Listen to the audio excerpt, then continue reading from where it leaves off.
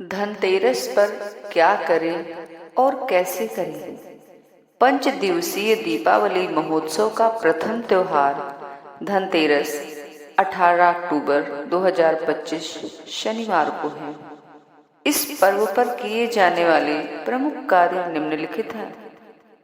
धन्वंतरि का पूजन एवं जयंती उत्सव, कुबेर का पूजन, बर्तन आदि नवीन वस्तुओं का क्रय, प्रदोषकालीन दीपदान।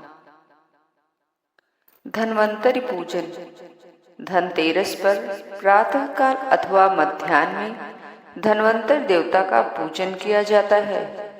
विष्णु के अवतार भगवान धन्वंतरि के पूजन से दीर्घायु एवं आरोग्य की प्राप्ति होती है।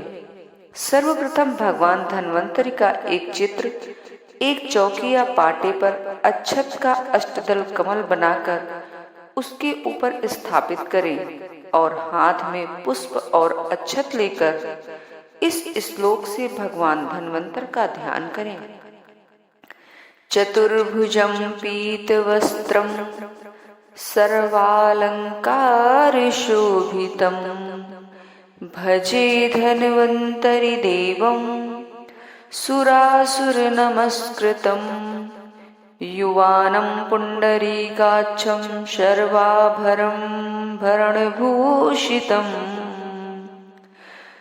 दधनममृतस्यैकमण्डलं श्रियायुतं यज्ञभोगभुजं देवं सुरासुरनमस्कृतं भजे धन्वंतरि देवं श्वेतांबरधरे शुभम्। ओम धन्वंतरे नमः। ध्यानार्थे अक्षत पुष्पाणि समर्पयामि।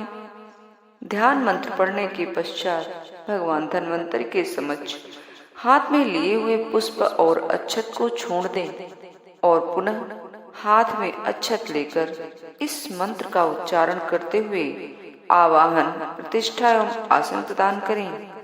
ओम धन्वंतरे नमः। आवाहयामि, स्थापयामि, पूजयामि च। ओम धन्वंतरे नमः। प्रतिष्ठा पूर्वकम आसनार्थे अक्षतान समर्पयामि। अब 3 बार जल के छींटे दें और बोलें ओम धन्वंतरे नमः। पाद्यम अर्घ्यम आचमनम च समर्पयामि। पुनः जल के छींटे देते हुए स्नान करवाएं। ओम धन्वंतरे नमः। स्नानार्थे जलम समर्पयामि। वस्त्र या मौली चढ़ाते हुए इस मंत्र का उच्चारण करें। ओम धन्वंतरे नमः। वस्त्रम समर्पयामि। अब इस मंत्र का उच्चारण करते हुए भगवान धन्वंतरि पर पुष्पमाला चढ़ाएं। ओम धन्वंतरे नमः। पुष्पमालां समर्पयामि। इस मंत्र से भगवान धन्वंतरि को धूप दिखाएं। ओम धन्वंतरे नमः। धूपम आघ्रापयामि। और इस मंत्र से भगवान धन्वंतरि को दीपक दिखाएं। ओम धन्वंतरे नमः। दीपकम दर्शयामि। इस मंत्र का उच्चारण करते हुए नैवेद्य चढ़ाएं। ओम धन्वंतरे नमः। नैवेद्यम समर्पयामि। अब इस मंत्र का उच्चारण करते हुए भगवान धन्वंतरि से प्रार्थना करें। अतो दधिमर्थमानात् काश्यपैर्मृथार्दिभिः उदतिष्ठ महाराज पुरुषः परमाद्भुतः दीर्घपीवरदोर्दण्डः कम्बुग्रीवो अरुणेक्षणः श्यामलस्तरुणः सृग्वी सर्वाभरणभूषितः पीतवासा महोरस्कः सुमृष्टिमणिकुण्डलः स्निग्धकुञ्चितकेशान्तः सुभगः सिंहविक्रमः अमृतापूर्णकलशं पिबत् वलयभूषितः स वै भगवतः साक्षाद्विष्णुरंसासंभवः। अब भगवान धन्वंतरि को नमस्कार करते हुए क्षमा प्रार्थना करें। कुबेर पूजन। कार्तिक कृष्ण त्रयोदशी धनत्रयोदशी के नाम से भी जानी जाती है, क्योंकि यह धनत अर्थात कुबेर की पूजा उपासना का दिन है। पुराणों में कुबेर देवताओं के कोषाधिपति माने गए हैं और उन्हें धनाध्यक्ष कहा जाता है। वे समस्त यक्षों, गुह्यकों और किन्नरों के अधिपति हैं। वे 9 निधियों के स्वामी हैं।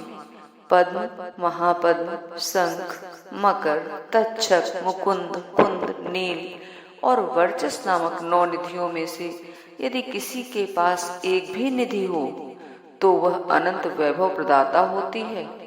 इसी से अनुमान लगाया जा सकता है कि कुबेर कितने वैभवशाली हैं। कुबेर पूजन में इस मंत्र से उनका ध्यान करना चाहिए। मनुजवाह विमानवर स्थितम गरुण रत्न निभम निधिनायकम शिवम सखम मुकुटादि विभूषितम वर्गदे दधतम भज तुंदिलम। श्री कुबेर का पूजन उनके नाम मंत्र ओम वैश्रवाय नमः के साथ किया जा सकता है। अंत में कुबेर के प्रसन्नार्थ हेतु इस मंत्र का यथाशक्ति जप करें। ओम यच्छाय कुबेराय वैश्रवणाय धन धान्याधिपतये धन धान्य समृद्धिम मे देहि दापय स्वाहा। क्रय करने का पर्व धनतेरस। धन त्रयोदशी पर दोपहर या उसके पश्चात बर्तन खरीदे जाने चाहिए। यह यदि कार्य शुभ मुहूर्त में किया जाए तो अत्यधिक शुभ फलदायक होता है। पीतल के बर्तनों के अलावा यदि इस दिन चांदी के बर्तन लाना भी विशेष शुभ माना गया है। धन त्रयोदशी पर बाजार से बर्तन लाते समय उसे खाली नहीं लाना चाहिए। उसमें अन्न, मिष्ठान, धन आदि रखकर लाना चाहिए। चावल या ज्वार की खीर और बतासे भी भरकर लाए जा सकते हैं। बर्तन वाले से कहकर उसमें 1 रुपए का सिक्का भी डलवा लें तो यह आपके लिए शुभ फलदायी रहेगा। आप चांदी का सिक्का भी डलवा सकते हैं। घर लाकर बर्तनों को शुद्ध जल से धुलना चाहिए और उसका रोली, अक्षत एवं पुष्प से पूजन करना चाहिए। उसके मुख कंठ पर मौली बांधनी चाहिए और उसमें चावल या ज्वार की खील एवं बतासे रखने चाहिए। अन्य धन धान्य भी रखा जा सकता है, उन्हें खाली नहीं रखना चाहिए। इन बर्तनों में से किसी एक या अधिक बर्तनों को लक्ष्मी पूजन में भी उपयोग करना चाहिए। यदि आप इन बर्तनों के साथ चांदी और सोने का सिक्का लेकर आएं तो उसे भी दीपावली की मुख्य पूजा में अवश्य रखना चाहिए। उसके पश्चात उसे तिजोरी या किसी धन वाले स्थान पर रखना चाहिए। बर्तनों के साथ साथ सोने चांदी के आभूषण खरीदने का भी प्रचलन है। कुछ क्षेत्रों में धनिया भी खरीदा जाता है। नवीन धान्य भी खरीदने का प्रचलन है। इसके पीछे मान्यता है कि ऐसा करने से वर्ष पर्यंत घर में अन्न के भंडार भरे पूरे रहते हैं। ऐसा कहा जाता है कि जो कुछ भी इस दिन खरीदा जाता है उसका 13 गुना वर्ष में प्राप्त होता है। धनतेरस से जुड़ी मान्यताओं में यह भी है कि इस दिन धन का आगमन होना चाहिए, गमन नहीं। इसलिए इस दिन उधार आदि देना निषिद्ध बताया गया है। साथ ही प्रयास यह भी रहता है कि जो भी वस्तुएं इस दिन खरीदी जाएं, वे उधार में खरीदी जाएं। धनतेरस अबूझ मुहूर्त के रूप में भी प्रतिष्ठित हो चुकी है। इसलिए इस दिन व्यापार आरंभ आदि मांगलिक कार्य किए जा सकते हैं। प्रदोष काल में दीपदान। धन त्रयोदशी पर करणीय कृत्यों में से एक महत्वपूर्ण कृत्य है यम के निमित्त दीपदान। निर्णय सिंधु में निर्णयामृत और स्कंद पुराण के कथन में कहा गया है कि कार्तिक कृष्ण त्रयोदशी को घर से बाहर प्रदोष के समय यम के निमित्त दीपदान करने से अकाल मृत्यु का भय दूर रहता है। स्कंद पुराण में कहा गया है कि कार्तिक माह के कृष्ण पक्ष में त्रयोदशी के प्रदोष काल में यमराज के निमित्त दीप और नैवेद्य समर्पित करने पर अपमृत्यु अर्थात अकाल मृत्यु का नाश होता है। ऐसा स्वयं यमराज ने कहा था। यम दीपदान जैसा कि पूर्व में कहा गया है प्रदोष काल में करना चाहिए। इसके लिए मिट्टी का एक बड़ा दीपक लें, उसे स्वच्छ जल से धो लें, तदुपरांत स्वच्छ रुई लेकर 2 लंबी बत्तियां बना लें। उन्हें दीपक में एक दूसरे पर आड़ी इस प्रकार रखें कि दीपक के बाहर बत्तियों के मुख 4 दिखाई दे। अब उसे तिल के तेल से भर दे और साथ ही उसमें कुछ काले तिल भी डाल दें। प्रदोष काल में इस प्रकार तैयार किए गए दीपक का रोल या अक्षत पुष्प से पूजन करें। उसके पश्चात घर के मुख्य दरवाजे के बाहर थोड़ी सी खील अथवा गेहूं की ढेरी बनाकर उसके ऊपर दीपक को रखना है। दीपक को रखने से पहले उसे प्रज्वलित कर लें और दक्षिण दिशा की ओर देखते हुए निम्नलिखित मंत्र का उच्चारण करते हुए 4 मुख के दीपक को खील आदि की ढेरी पर रख दें। मृत्युना पास हस्तेन कालेन भार्यायास त्रयोदश्यां दीपदानात् सूर्यजः प्रीयतामिति। या मृत्युना पास दंडाभ्याम कालेन श्यामयास त्रयोदश्यां दीपदानात् सूर्यजः प्रीयताम मम। उक्त मंत्र के उच्चारण के पश्चात हाथ में पुष्प लेकर इस मंत्र का उच्चारण करते हुए यमदेव को दक्षिण दिशा में नमस्कार करें। ओम यम देवाय नमः नमस्कारम समर्पयामि।